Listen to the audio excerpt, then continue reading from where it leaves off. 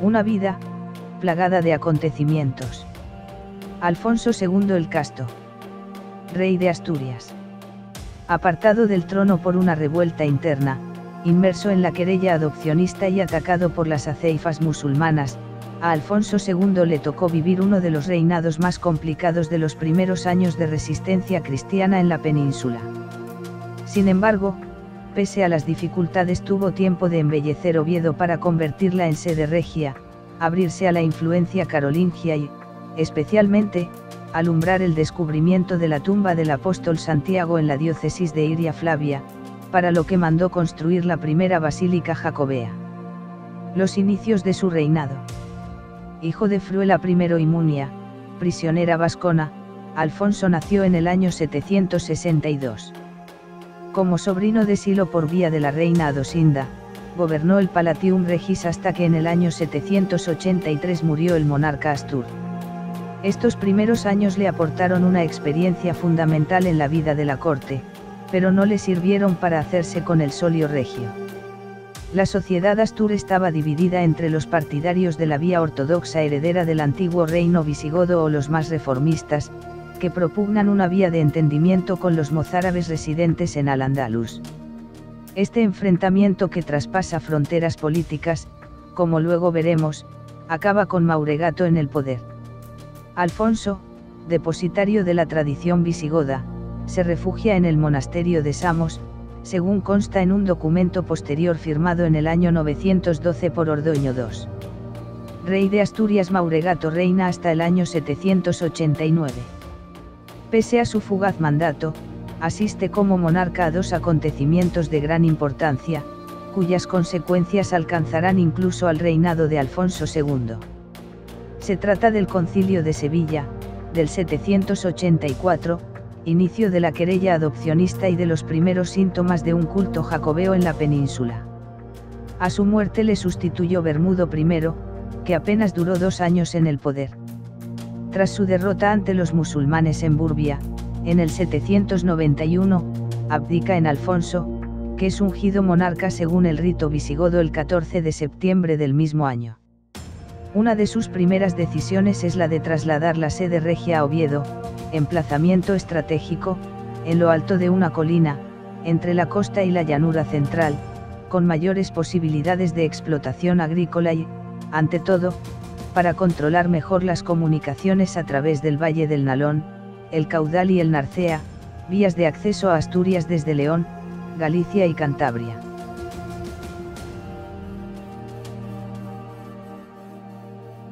Alfonso II, un rey constructor. Alfonso ordena la construcción de un conjunto arquitectónico cuyo eje central es la Catedral del Salvador, de la que la crónica silense nos dice que fue encargada al arquitecto Tioda. Unida a ella por el norte estaba la iglesia de Santa María, a cuyos pies disponía de una tribuna y una cámara destinada a Panteón Real, por lo que se deduce que su función era la de capilla para celebrar las honras fúnebres de los monarcas. Además, el conjunto catedralicio se completaba con la iglesia de San Tirso, cuyo testero de la capilla central ha llegado hasta nuestros días, una zona cementerial y toda una serie de residencias para el alto clero. San Julián de los Prados fue construida en tiempos de Alfonso II el Casto. El núcleo central de Oviedo se completaba con el Palacio Regio y una serie de dependencias destinadas a sede del gobierno del reino. De este conjunto palaciego, solo se ha conservado la capilla palatina, hoy llamada Cámara Santa. Esta capilla fue mandada construir por orden expresa de Alfonso II para albergar las reliquias que habían llegado a Asturias procedentes de Toledo a raíz de la conquista musulmana, de las que la crónica silense asegura que procedían de la misma Jerusalén. La idea de fortalecer el trono con el poder santificante de unas reliquias se debe a la influencia carolingia, Aquisgrán e Ingelheim. Bajo la capilla existía una cripta, dedicada a Santa Leocadia y San Eulogio, mártires toledanos. A estos tesoros arquitectónicos, habría que unir la llamada Cruz de los Ángeles.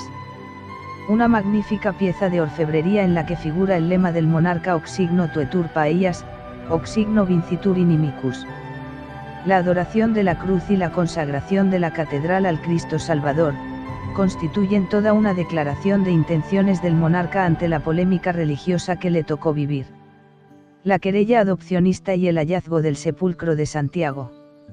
El origen del adopcionismo es una cuestión controvertida. Algunos historiadores defienden que Félix de Urgel y Elipando de Toledo reinterpretaron la condición humana de Cristo para hacer más aceptable la fe cristiana al musulmán, otros lo atribuyen a un desliz y otros ven tras ello implicaciones de índole política. Sea como fuere, el debate sobre la humanidad de Cristo estaba en plena ebullición cuando Elipando convoca un concilio en Sevilla, en el año 784, para condenar a Migecio, que se había mostrado especialmente activo.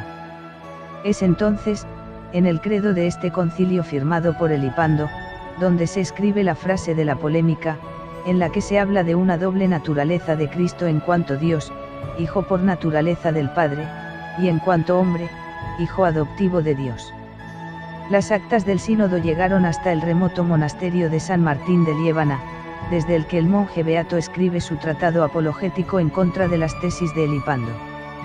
Encontrará como aliado en su alegato al monje Eterio de Osma, refugiado en los picos de Europa, y, lo que es más importante, al propio Alfonso II, que apoyado por Carlomagno, vio la posibilidad de romper con la Iglesia toledana para convertir a Oviedo en la única sede hispana reconocida por Roma, con lo que al poder político de su sede regia uniría la autoridad religiosa, que se vería reforzada por un acontecimiento extraordinario, el descubrimiento del sepulcro del apóstol Santiago, que tuvo lugar entre los años 820 y 830 en los confines de la Maía, Amaea, en la primitiva diócesis de Iria Flavia.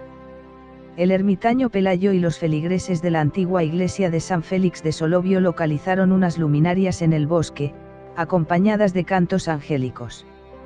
El obispo iriense, Teodomiro, acude inmediatamente a la zona, encuentra un túmulo funerario y lo identifica con el sepulcro del apóstol. Alfonso II acudió con su familia y la corte real al lugar del hallazgo, comunicándolo ipso facto a Carlomagno, con quien mantenía una relación muy fluida. El monarca Astur mandó construir en Arcis Marmoricis, topónimo del lugar en el que se localizó el túmulo, una iglesia de una nave con techumbre de madera, que probablemente seguiría el estilo de las construcciones de Oviedo, y en cuya cabecera se mantuvo el sepulcro romano. Política territorial de Alfonso II. Tras una rebelión desencadenada en septiembre del año 801, que le costó su exilio en el monasterio de Ablaña, Alfonso II vuelve a la actividad regia gracias a la intervención de un grupo de fidels regis dirigido por Teuda, un noble visigodo. Estos acontecimientos pueden tener relación con la división de la sociedad Astur, entre los partidarios de la ortodoxia goda y los heterodoxos próximos a Toledo. Su política territorial se centró en la repoblación de los territorios que más adelante darían lugar al condado de Castilla. Fundó monasterios como el de Taranco, en el valle de Mena, y repobló el valle de Valpuesta, donde el obispo Juan estableció una diócesis. Sin embargo, Alfonso tuvo que dedicarse a contener los ataques de Jicami, que en el año 795 volvió a ocupar la ciudad de Oviedo. Los musulmanes se dedicaron a lanzar razias periódicas sobre las tierras recién repobladas, especialmente en Álava, la futura Castilla y Galicia, para garantizar su sometimiento, pero afortunadamente para Alfonso, las revueltas internas que tuvieron lugar en Al-Ándalus y la presión franca en los Pirineos, que provocaron la pérdida de Gerona, 785, y Barcelona, 801, obligaron a los dirigentes musulmanes a distribuir sus esfuerzos. Esto permitió a Alfonso reorganizar sus dominios y presentar una resistencia formidable, que cristalizaría en victorias como la del río Lutos, cerca de Grado, en el año 794, lo que le otorgó una gran fama como caudillo militar. Alfonso II, que no se casó, murió sin descendencia en el año 842. Heredó de su padre un fuerte temperamento y un gran carácter guerrero. Introdujo en la Iglesia Astur el celibato, de ahí su apelativo de El Casto, aunque antiguamente llegó a conocérsele como el Magno, debido a sus triunfos. Es precisamente esta devoción por la castidad lo que ha hecho que algunos historiadores le vinculasen con cultos priscilianistas, muy arraigados en Galicia, donde el monarca Astur se recluyó en 2 ocasiones, pero no se trata más que de una conjetura. Hechos especialmente significativos de su reinado fueron el traslado de la capital a Oviedo, establecimiento de relaciones con Carlomagno, el descubrimiento del sepulcro de Santiago y el auge del prerrománico asturiano, construcción de la Cámara Santa de Oviedo, San Tirso y la de San Julián de los Prados.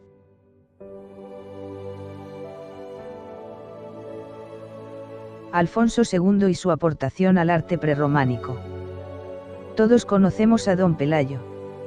Sin embargo, Alfonso II fue el promotor del prerrománico asturiano, una de las estampas del Reino de Asturias. El prerrománico asturiano es un estilo artístico único en el mundo que se desarrolla en el Reino de Asturias. Todo comienza con el visigodo Pelayo que huye hacia Asturias por problemas dentro de la corte visigoda toledana. Es entonces cuando los musulmanes ganan terreno ocupando toda la península ibérica salvo el actual Principado de Asturias. Esto favorece el desarrollo de una nueva tradición. Es decir, aprovechando la crisis que se desarrolla en la península con la conquista musulmana, comenzará a surgir un movimiento cristiano en recuerdo de la tradición visigoda anterior. La arquitectura de Alfonso II. Alfonso II se considera el promotor del prerrománico asturiano y es un factor que podemos apreciar hoy en día. Alfonso II había realizado las obras religiosas de la Basílica de San Salvador, Santa María, San Tirso y San Julián de los Prados. Actualmente, solo queda en pie esta última además de una de las paredes de San Tirso y la Cámara Santa. San Salvador se encontraba situada donde está actualmente la Catedral de Oviedo, al igual que Santa María que se encontraba paralela a San Salvador. Ambas de estilo prerrománico pero que desafortunadamente no podemos apreciar hoy en día. San Salvador era una basílica a 3 naves mientras que Santa María tenía la finalidad de Panteón Regio, una tradición que comienza este rey con esta construcción. En el caso de San Tirso, no se sabe con exactitud cómo era aunque la llamaban con multitud de esquinas ya que se cree que estaba adornada por numerosos contrafuertes a modo de ornamento. Se conserva actualmente la pared de la cabecera que conserva el primer alfaís acompañado de un vano compuesto por 3 arcos de medio punto sustentados por columnas corintias. Las 2 centrales de nueva factura mientras que las de los extremos son columnas tardo-antiguas reaprovechadas. Más tarde, Ramiro I, el sucesor de Alfonso II, realizaría el Palacio de Santa María del Naranco con una planta baja similar a la cripta de la Cámara Santa. Por lo tanto, Alfonso II fue el promotor de este arte que llegaría a ser la estampa de los reyes asturianos, reforzando el cristianismo en la península ibérica.